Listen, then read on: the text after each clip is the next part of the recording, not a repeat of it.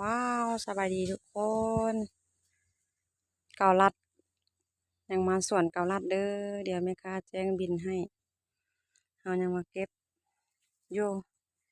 หาอะไรกะ3-4 เป่ายังบ่พอส่งลูกค้าเถอะเพราะว่าโตสต็อกไว้มันเบิดเลยออเดอร์มาหลายแฮงทุกคนจัดบ่ร้อนเลยนี่เรากำลังมาสวนมะกอเนาะ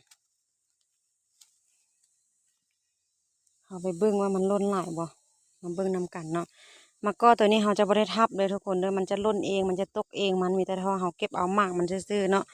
เราจะมาเบิ่งนำกันเด้อเอามาเก็บนำกันเนาะเด้มันจะล้นแบบนี้โอ้ยนี่เด้มันจะล้นแบบนี้เนาะนี่ล้นแบบนี้เนาะเราก็มีแต่เก็บเอาป้านี่โคตรล้นกองไปเนาะอยู่นี่ล้นหลาย